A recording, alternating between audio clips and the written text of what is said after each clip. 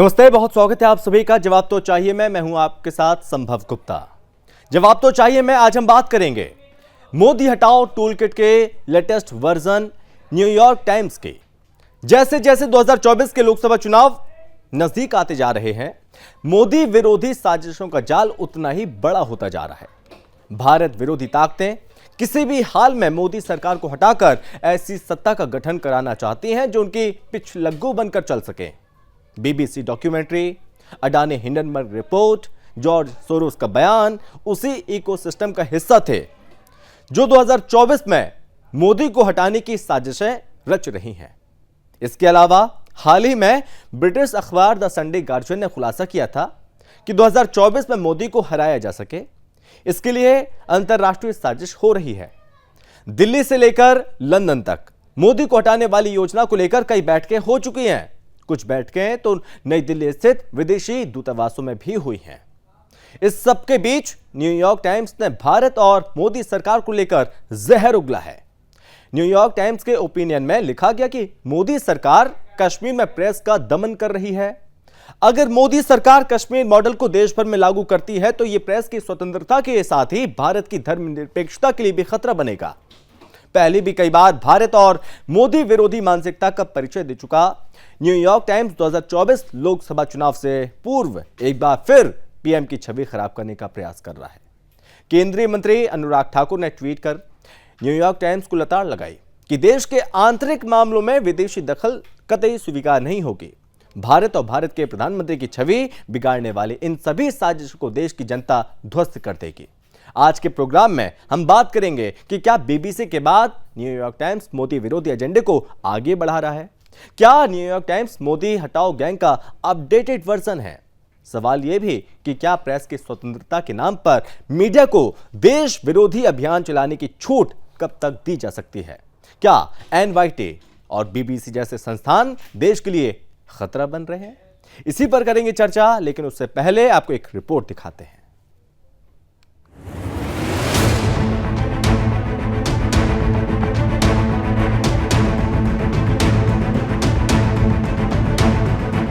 जब से नरेंद्र मोदी भारत के प्रधानमंत्री बने हैं, भारत विरोधी ताकतें बौखला उठी हैं। जो भारत एक समय दुनिया का अनुसरण करता था, मोदी राज में वो भारत नेतृत्व करता हुआ नजर आ रहा है, आत्मनिर्भर बन रहा है, अपने हक के लिए दुनिया की आंख में आंख डालकर बात कर रहा है।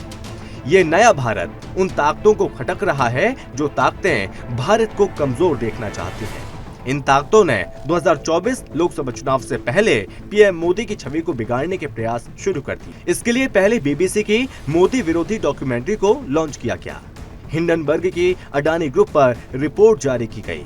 भारत विरोधी अमेरिकी वामपंथी उद्योगपति जॉर्ज सोरोस ने भारत से मोदी को हटाने की बात कही। अब इसी कड़ी में न्यूयॉर्क टाइम्स ने मोर्चा संभाला। कश्मीर को लेकर एक आर्टिकल की हेडलाइन है, Modi's final assault on India's press freedom has begin, अर्थात भारत की प्रेस स्वतंत्रता पर मोदी का आखिरी हमला शुरू हो गया है। इसमें लिखा गया है, अगर मोदी देश के बाकी हिस्सों में सूचना नियंत्रण के कश्मीर मॉडल को पेश करने में सफल होते हैं तो ये न केवल प्रेस की स्वतंत्रता को खतरे में डालेगा बल्कि खुद भारतीय लोकतंत्र को भी खतरे में डालेगा। ये वही न्यूयॉर्क टाइम्स है जो पहले भी भारत विरोधी सोच दिखा चुका है। न्यूयॉर्क टाइम्स कह चुका है कि भारत हिंदू राष्ट्र बनने के करीब पहुंच रहा है। 370 की समाप्ति को लेकर न्यूयॉर्क टाइम्स ने कहा था कि कश्मीर में हजारों मुस्लिम हिरासत में हैं। न्यूयॉर्क टाइम्स मिशन मंगल का मजाक उड़ाकर माफी मांग चुका है।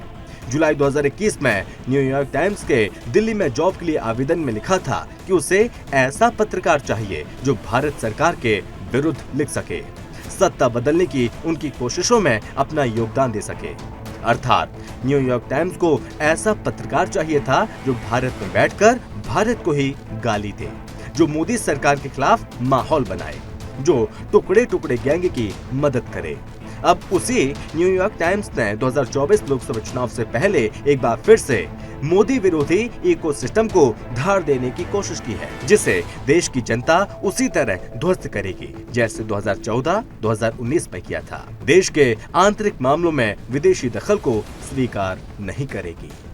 News desk, Sudarshan news.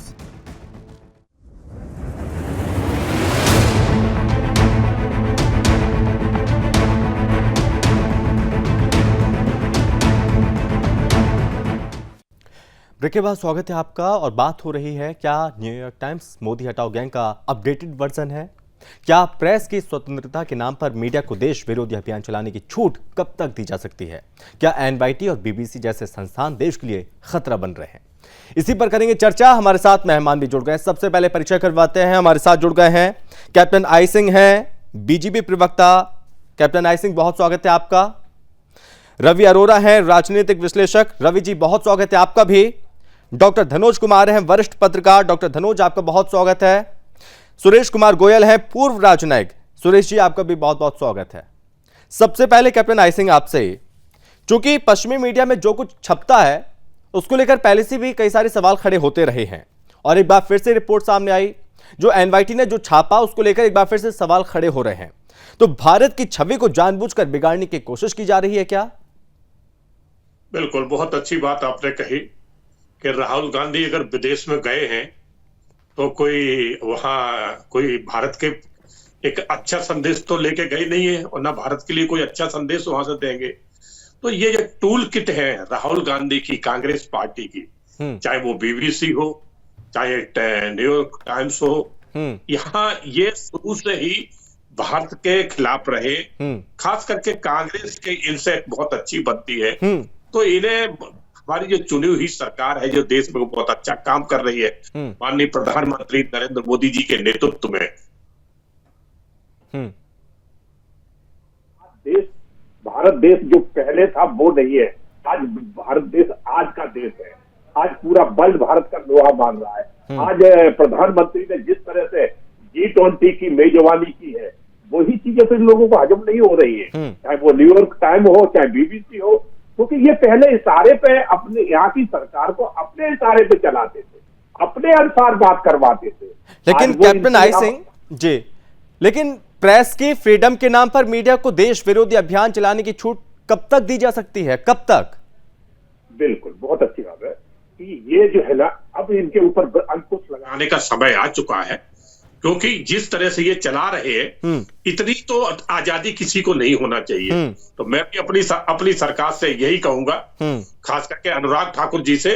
वैसे अनुराग ठाकुर ने इनको फटकार लगाई है, इसका जवाब मांगा है, मगर मैं फिर एक बार गुजारिश करूंगा कि इतनी भी आजादी नहीं होना चाहिए कि जो हमारे देश के ऊपर ही ये इस तरह के कटाक्ष करने लगे।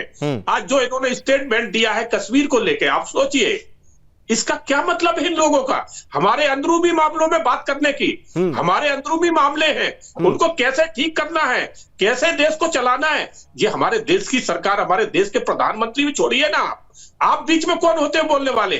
यही न्यूयॉर्क टाइम और यही बीबीसी है। तब नहीं बोले थे जब कश्मीर में खुलेआम नरसार हुआ था, कश्मीरी पंडितों को रातों रात मार के काट के वहां से भगाया गया था, उन्हीं महिलाओं के साथ बलात्कार हुआ था। उस टाइम ये दोनों ही चैनल और जो दोनों ही कंपनियां बंद बैठी थी, मुंह बंद करके। मगर आज वहां शांति आ रही है, आज वहां इन्वेस्ट हो रहा है, आज वहां विकास आ रहा है, तो वो इनको हजम नहीं हो रहा है कि उन्हें लग रहा है कि अब कांग्रेस पार्टी की सरकार भारत में बनने वाली नहीं है, और हमारी जो पहले जो चलती थी भारत में वो अब हासिल होने वाला नहीं है। इसलिए सबको ये जलन जो डॉक्टर धनोज कुमार जी, पहले बीबीसी की डॉक्यूमेंट्री, भारी विरोध हुआ, उसको रोक दिया गया, ठीक है। उसके बाद अब एनवाईटी की रिपोर्ट, इस पर भी यहां पर बवाल मचा हुआ है, विवाद फिर से छिड़ गया। क्या लगता है आपको कि निशाने पर मोदी है या हिंदुस्तान है? मैं दो लाइन से शुरुआत करूंगा, आपके सवाल का जवाब भी है इसमें। और आज आपने जो टॉपिक चुना है बहुत बढ़िया चुना, उसके लिए मैं आपको और आपके संस्थान को मैं धन्यवाद देता हूं। खींचो ना कमानों को ना तलवार निकालो, खींचो ना कमानों को ना तलवार निकालो, जब तोप मुकाबिल ना हो तो अखबार निकालो। मैं एक पत्रकार हूं, मुझे पता है मेरा धर्म क्या है, मुझे मालूम है मेरा कर्तव्य क्या है, मुझे मालूम है मेरा काम क्या है। क्योंकि जब एक पत्रकार पढ़ लिख कर पत्रकार बनता है, उसको उसका दायित्व पता होता है। बात 2019 की है, जब 370 हटाया गया तो 370 हटा दिया गया, तो 3-4 महीना जो वहां पर प्रीपेड, पोस्टपेड, इंटरनेट और जितने भी टैक्सीज वगैरह सब बंद हो गए। तो देखिए, सरकार देश हित में क्या फैसला और एजेंडा लाते हैं उससे पत्रकार को कोई लेना देना नहीं है, लेकिन जब जनहित का वहां पर दुर्भावना होने लगता है, एक पत्रकार का दायित्व होता है। क्योंकि मैं आपको 2-3 कोट करके बताता हूं। देखिए क्या है, जो हमारे पूर्व राष्ट्रपति एपीजे अब्दुल कलाम साहब, उन्होंने भी बहुत सुंदर बात कहा है। मैं आज उसी बात को लेके आ रहा हूँ, क्योंकि सुप्रीम कोर्ट ने भी, अनुराधा भसीन जब सुप्रीम कोर्ट गई तो सुप्रीम कोर्ट ने भी कहा कि आप इनको जितना जल्दी हो बहाल करें, क्योंकि जम्मू कश्मीर सरकार को सुप्रीम कोर्ट ने भी आदेश दिया। और मैं थोड़ा सा न्यूयॉर्क टाइम्स के विषय में बता देता हूं, फिर मैं आऊंगा एपीजे अब्दुल कलाम के विषय में। देखिए, the New York times seeks the truth and help people understand the world. दायित्व कहने का मतलब क्या है कि हम पत्रकार और कोई भी संस्थान, उसका कर्तव्य होता है जनहित। मैं पत्रकार इसलिए बना, मैं जनता के लिए लिख सकूं, ना कि सरकार के लिए लिखूं और सरकार के लिए बोलूं। तो जो मुद्दा है times of India, new times का, वो इन्होंने, उनका इशारा ये है कि आप 370 हटाओ, 35A हटाओ, लेकिन आपको ये भी देखना है कि कश्मीर के जनता का कोई उपेक्षित ना हो, कश्मीर के जनहित में कोई बाधा ना हो। तो उसी को लेकर कश्मीर टाइम्स की जो एग्जीक्यूटिव एडिटर है अनुराधा भसीन, वो सुप्रीम कोर्ट गई और सुप्रीम कोर्ट ने आदेश दिया कि जम्मू कश्मीर सरकार को कि जितना जल्दी हो जो प्रीपेड इंटरनेट पोस्टपेड इसको बहाल किया जाए। क्योंकि एक पत्रकार के लिए प्रीपेड पोस्टपेड और इंटरनेट बहुत जरूरी है। क्योंकि हम मान लीजिए अभी आपको बताऊं, लेकिन डॉक्टर धनोज, जब जानबूझकर तथ्यों को उसको तोड़ मरोड़ कर उसको पेश किया जाएगा, उसको जोड़ तोड़ कर पेश किया जाएगा, वो चीज गलत होगी। जैसे बीबीसी डॉक्यूमेंट्री में हमने देखा कि किस तरह से तथ्यों के साथ खिलवाड़ किया गया, उसको प्रचारित करने की खूब कोशिश हुई। देखिए, उस मुद्दे का एक भारतीय होने के नाते मैं खंडन करूंगा, लेकिन एक पत्रकार होने के नाते जो अभी जिस मुद्दे पर आप बात कर रहे हैं ना, उसका काम ही है सरकार को बताना, सरकार को यह बताना कि जनहित में जो आपने फैसला लिया है, उस फैसला से कितना कारगर है और कितना विफल है। ठीक है, क्योंकि पत्रकार और पत्रकारिता यह देश के लिए बहुत जरूरी है, देश के लोकतंत्र के लिए जरूरी है। अगर पत्रकार और पत्रकारिता सोने लगा तो लोकतंत्र लूटतंत्र में बदल जाएगा संभव। इसलिए यह कह देना कि न्यूयॉर्क टाइम्स ने लिख दिया, इसका यह मतलब नहीं है कि वो मोदी और देश के खिलाफ लिख दिया, क्योंकि उन्होंने अपना एक कर्तव्य को पूरा किया है, कर्तव्य का निर्वाह किया है। क्या ये कर्तव्य होता है डॉक्टर धनोज, क्या ये कर्तव्य होता है जब कथित किसान आंदोलन चलता है, वहां पर अफवाहें फैलाई जाती हैं, उसके बाद यहां पर बीबीसी में तमाम रिपोर्टें छापी जाती हैं कोविड के दौर में कि किस तरह से यहां पर काम हो रहा है, क्या वो सच था? कोविड मैनेजमेंट किस तरह से हुआ, हमने दवा बनाई, भारत ने इतना बड़ा कारनामा करके दिखाई, ये बड़ी उपलब्धि, क्या बीबीसी ने कभी तारीफ में 2 लाइन लिखी हैं? देखिए, मैं आपने जो सवाल उठाया वो बिल्कुल सही है। किसान आंदोलन, इस देश का ही किसान ने आंदोलन किया, सरकार ने बिल वापस ले लिया। तो देखिए, कुछ अच्छी कुछ बुरी बात होती है। अगर हम एक लेख लिखते हैं वो संभावनाओं के आधारित पर होता है, कुछ तथ्यों के आधारित पर होता है, कुछ अनुमानित होता है कि फ्यूचर का अनुमान क्या है। अगर मैं कोई लेख लिख रहा हूँ संभव, तो उसमें ये नहीं है कि वो घटना घटेगा ही, कुछ घटना घट चुकी है।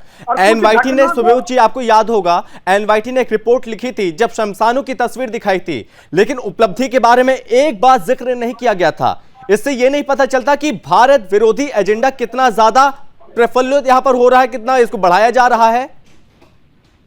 देखिए, मैं ये बात आपको बेबाकी से कहना चाहता हूँ जी। मैं कह रहा था एपीजे अब्दुल कलाम की, पहले मैं वो बात कर दूं, आपको बता दूं, और फिर मैं आगे बढ़ूंगा आपके सवालों का। एक पत्रकार की पहली निष्ठा जनता के प्रति होनी चाहिए, ये एपीजे अब्दुल कलाम ने कहा, जो भारत के राष्ट्रपति रहे, और उनके लिए हमेशा बीजेपी की सरकार कहते हैं कि नहीं, एपीजे अब्दुल कलाम को सुनना चाहिए। तो एपीजे अब्दुल कलाम ने कहा, एक पत्रकार की पहली निष्ठा जनता के प्रति होनी चाहिए और उसे स्वतंत्र रहना चाहिए, किसी भी प्रकार के व्यक्तिगत दलों संगठनों के दबाव में नहीं आना चाहिए, बल्कि सच्चाई को उजागर करना चाहिए। ये मेरे नहीं, एपीजे अब्दुल कलाम के शब्द है। और मैं एक पत्रकार होने के नाते मैं आपको इतना जरूर बता देना चाहता हूँ कि मेरा उद्देश्य यही है कि मैं उन बातों को लिखूं जिनकी जरूरत जनता को है, और सरकार उसको सुने, अमल में लाए, ध्यान में लाए, और सरकार उसको तुरंत से तुरंत उस पर कार्रवाई करे, त्वरित कार्रवाई करे। ना कि सरकार उसका खंडन करे। ये है पत्रकार और पत्रकारिता, रवि जी। क्योंकि सरकार उस पर ध्यान दे। सरकार यह इल्जाम न लगाए कि डॉक्टर धनोज कुमार वरिष्ठ पत्रकार जो बोल रहा है सब झूठ है। चलिए मैं आपके तो पास सब लौटूंगा झूठ हो। धनोज जी। रवि जी, जब बीबीसी की डॉक्यूमेंट्री आई थी तो विपक्ष ने इसको खूब भुनाने की कोशिश की थी, हालांकि उस पर रोक लगा दी गई। क्या आप ये मानते हैं कि जो विदेशी मीडिया में छपता है विपक्ष उसी मुद्दे को ज्यादा उठाता है? देखिए, मैं एक बात स्पष्ट कर दूं जी कि व्यक्ति आगे बढ़ने लगता है और कुछ लोग साजिशें रचने लगते हैं, तो आप समझ जाओ कि वो सही दिशा में, वो उन लोगों को पछाड़ कर आगे बढ़ रहा है। भारत के प्रधानमंत्री नरेंद्र मोदी जी जब से सत्ता में आए हैं, उसके बाद से जिस प्रकार से विदेश नीति में बदलाव आया, आप ये समझिए कि कहीं ना कहीं यूरोपीय देश कहीं ना कहीं ये साजिशें रचकर एक बड़ा एक प्रोपोगंडा, एक पूरी तरह से एक एजेंडा चलाने की जिस प्रकार से कोशिश कर रहे हैं, और जिसमें कहीं ना कहीं मीडिया का सहारा लिया जा रहा है। सबसे बड़ी बात यह है कि G20 के नेतृत्व में जब भारत ने लिया है, उसके बाद G20 के मंच पे कहीं ना कहीं ये दबाव बनाने की कोशिश की जा रही है कि आप रशिया और यूक्रेन के मामले में जो है आप यूक्रेन का साथ दें, आप रशिया से पीछे हट जाएं। तो कहीं ना कहीं देखिए भारत का एजेंडा साफ है, उसको लेकर कहीं ना कहीं, क्योंकि भारत को जो नेतृत्व मिला हुआ है वो प्रधानमंत्री नरेंद्र मोदी का है, उस वजह से कहीं ना कहीं आज पूरे यूरोपीय देश एक साजिश रच रहे हैं।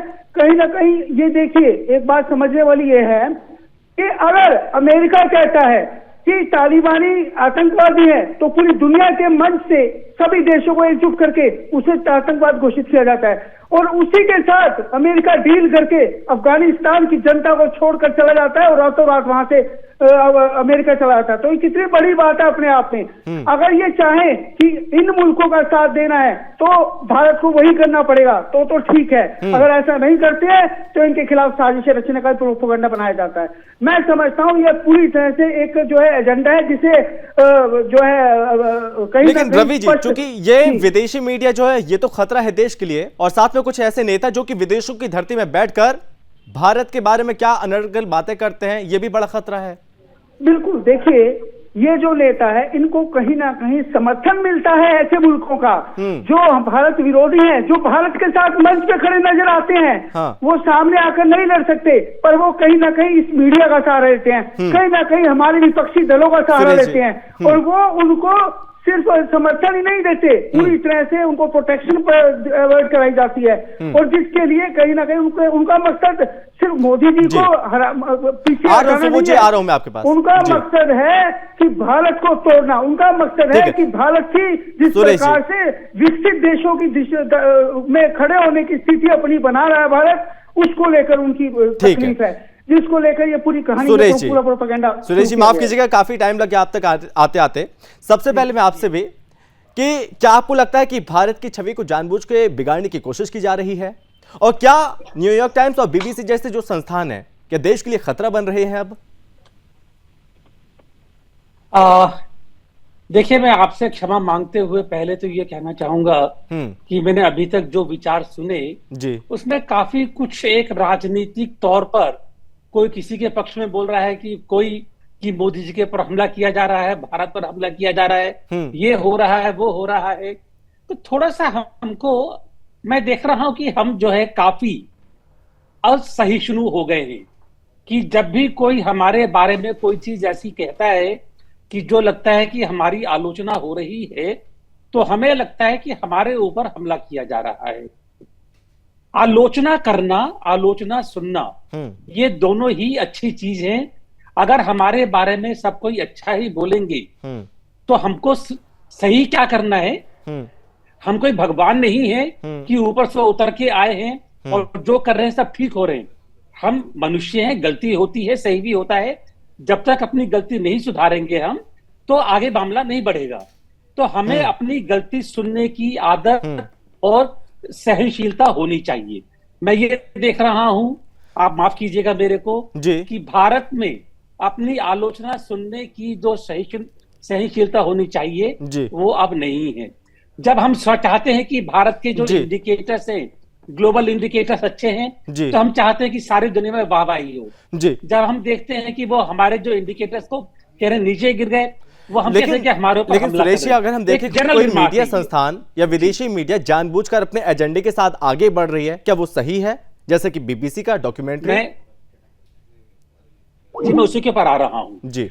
देखिए, ऐसा है कि कोई भी मीडिया संस्थान हाँ, ज्यादातर की वो खाली एक ये वो येलो शीट नहीं होता है कि उसने छाप दिया आज वहां पर एक जनसभा हुई और जनसभा में 1000 आदमी, ऐसी ये खबर नहीं होती है। खबर वो होती है, खबर का विश्लेषण भी होता है, और जब खबर का विश्लेषण होता है उसमें 2-3 तरह की विचारधाराएं होना एक स्वाभाविक सी बात है। जब मैं ये कहूं सुरेश जी आपसे है कि एक व्यक्ति ये कहता है, एक उद्योगपति जो कि वामपंथी विचारधारा का जॉर्ज सोरोस कहता है कि भारत की सत्ता से मोदी को हटाना है, उसके लिए कुछ भी करना पड़े करेंगे। रिपोर्ट आती है हिंडनबर्ग की, वो क्या अडानी के लिए थी या मोदी सरकार के लिए थी? जो जवाब सरकार से मांगा जा रहा था उसमें बहुत सारी चीजें खुलासे हो रहे हैं उसमें। देखिए, ऐसा होता है कि जब इस तरह की खबरें आती हैं, हाँ, हमारे जो सरकार में भी मंत्री भी हैं, एम्बेसी में प्रेस ऑफिसर्स भी हैं, जो कि प्रेस के लोगों से मिलते रहते हैं। हाँ, उनका काम ही ये होता है कि जब ऐसी कोई खबर हो हाँ, या ऐसा कोई विश्लेषण हो हाँ, जो कि हमारी जो इंटरेस्ट के खिलाफ हो, हाँ, उनको जाकर के बात करते हैं, समझाते हैं हाँ, कि ये सही नहीं है। लेकिन उसका मतलब ये नहीं होता है हम उनसे कहते हैं कि भाई आप बंद कर दीजिए। ये बंद करने और के इस पर लिए एक सवाल और, इस पर आप क्या कहेंगे कि एनवाईटी का 1 जुलाई 2021 को एक विज्ञापन आता है, उस विज्ञापन में यह होता है कि हमें एक ऐसा पत्रकार चाहिए दिल्ली में जो भारत में बैठकर, दिल्ली में बैठकर भारत को गाली दे, भारत के खिलाफ लिखे। इस पर क्या कहेंगे आप? देखिए, मैं ये कहूंगा कि अगर भारत में 135 करोड़ व्यक्ति हैं, हाँ, 135 करोड़ व्यक्तियों में अगर मान लीजिए 30-40 हजार करोड़ ये बोलते हैं हाँ, कि भारत में जो ये पॉलिसी लागू हो रही है सही नहीं है, 20 करोड़ हो, 30 करोड़ हो या 10 करोड़ हो, जो भी हो, तो क्या हम उनको बंद कर देंगे? उनको बंद तो नहीं करेंगे ना हम। अगर 90 करोड़ लोग बोलते हैं कि सही है और 10 करोड़ लोग बोलते हैं गलत है, तो जो गलत बोल उनको बोलने दीजिए आप। ये तो गलत सही बोलने वाले लगे रहेंगे। लेकिन जब लेकिन सुरेश जी, जब भारत, नया भारत की बात हो रही है, नए भारत की बात हो रही है, भारत लगातार प्रगति कर रहा है, और ऐसे में गलत रिपोर्ट का आना, उसमें छवि तो बिगड़ती है फिर भारत की भी। देखिए, छवि सुधारने के लिए हम जो अपने जो बोलना है हमको लगता है सही है, हाँ, उसके लिए भी अखबार हैं। हम अपनी छवि को सही हम यही करते हैं कि जब कोई गलत खबर आती है या गलत विश्लेषण आता है, हम कहते हैं कि भाई देखिए ये भी है, ये वाला रुख भी छाप दिया और छपता है। जब इस तरह आप भूल गए कि 1975 जब आप भूल गए कि एक मिनट कैप्टन साहब, एक मिनट मुझे पूरा करने दीजिएगा। मैं खाली ये कह रहा हूं, 10 सेकंड में कंप्लीट कीजिए, 10 सेकंड में सुरेश जी, 10 सेकंड में कंप्लीट कीजिए प्लीज। 1975 में जब इमरजेंसी लगी थी तब अखबारों में कितनी खबरें छपी थी भारत के अगेंस्ट। सही थी वो, जो हुआ वो गलत हुआ था। तो मैं ये कह रहा हूं कि गलत सही, अगर गलत लेकिन जो गलत हो रहा है उसको रोकना पड़ेगा कैप्टन नाई सिंह। रोकने के लिए बोलना पड़ता है जी, कि सही लेते क्या हैं जी। जब कश्मीर में सरेआम नरसार हो रहा था, हत्याएं हो रही थी, महिलाओं के साथ बलात्कार हो रहा था, तो ये ऐसे ही पत्रकार मुंह बंद करके बैठे थे जो वो भी खबरें आई थी कि आजादी होना चाहिए। तब इनकी आजादी कहाँ चली गई थी? आज कश्मीर में बहुत वो भी अच्छा खबरें आई थी, तो उसके बाद भी जो है ना, इनको बंद कराएं, बीच में ना बोले। मैं इनके बीच में बोला नहीं सर, जल्दी से खत्म कीजिए जी। आज कश्मीर में जो कुछ अच्छा हो रहा है तो वो इन लोगों को अच्छा नहीं लग रहा है। आज देश आगे बढ़ रहा है तो वो अच्छा नहीं लग रहा है, क्योंकि ऐसे पत्रकारों को, ऐसे मीडिया घरानों के मुंह पे आज ताला लग चुका है। इसलिए ये कि एजेंडा में चल रहे हैं। और न्यूयॉर्क टाइम्स ने क्या लिखा है? रवि जी, कश्मीर में जो हो रहा जल्दी से 10 सेकंड में अपना कमेंट, फाइनल संविधान खतरे में है। तो ये क्या है? रवि जी बोलिए जल्दी। अभी आज हम G20 की मेजबानी कर रहे हैं, कुछ वीडियो आए थे सामने, तो ऐसे पत्रकारों को मैं कह रहा हूँ, एक सेकंड में आ रहा हूँ। पत्रकारिता ना करके आपको घर में बैठ जाना रवि जी बोलिए। ऐसी पत्रकारिता मत करिए जिससे नेट के ऊपर आप कटाक्ष करें। ठीक है कैप्टन नाई सिंह, हो गया आपका, हो गया। आप सच बात कहिए। रवि जी बोलिए। देश के जो विदेशी मीडिया कश्मीर के बारे में बता रही है, मैं उनसे प्रश्न पूछना चाहता हूं कि विपक्षी पार्टी कांग्रेस के राष्ट्रीय नेता राहुल गांधी जी वहां अभी बर्फ में खेलते हुए नजर आए, और जिस प्रकार के वीडियो सामने आए उससे मैं स्पष्ट हो रहा था कि वहाँ माहौल कितना पहले से अच्छा हुआ है कि डॉक्टर लोग धनुष, वहाँ पर बाहर जा फाइनल सकते कमेंट। हैं, विदेशी पर्यटक आ रहे हैं, लोगों ने जाना शुरू कर दिया। ऐसे में डॉक्टर धनुष बोलिए जल्दी से। मीडिया राष्ट्र का चौथा स्तंभ होता है जो जनता से जोड़ता है। आप यह नहीं कह सकते कि सरकार कमजोर है, किसी के कह देने से सरकार उखड़ जाएगी। सवाल यहाँ मेन पॉइंट है कि लेकिन गलत तथ्यों के साथ भ्रम में डालना ये भी गलत है। नहीं, मीडिया अगर कह रही है तो सरकार को उस पर ध्यान देना चाहिए, क्योंकि सरकार के लिए कह रही है वो। आज तो यह नहीं, जैसे मीडिया गरीब, आज भारत में क्या हर गरीब अमीर हो गया क्या? आज भारत में हर अमीर गरीब हो गया क्या? चलिए, तो यह देखना है। क्योंकि वक्त की कमी है, मैं यहीं पर रोकना चाहूंगा, यहीं रोकना चाहूंगा। आप सभी मेहमानों का बहुत धन्यवाद। सुरेश जी आपका धन्यवाद, रवि जी आपका धन्यवाद, डॉक्टर धनुष आपका धन्यवाद, कैप्टन आई सिंह आपका भी बहुत धन्यवाद इस चर्चा में शामिल होने के लिए। क्या न्यूयॉर्क टाइम्स मोदी हटाओ गैंग का अपडेट वर्जन है? इस तरह के कई सारे सवाल खड़े हो रहे हैं, क्योंकि जो रिपोर्ट छापी जा रही है उसमें गलत तथ्यों के साथ उसको लेकर कई सारे सवाल खड़े हो रहे हैं, और ऐसे में ये जरूरी हो जाता है जो चीज़ गलत हो रही है उस पर तत्काल रोक लगाई जाए। इस चर्चा में बस इतना ही। आप देखते रहिए सुदर्शन न्यूज़। जय हिंद।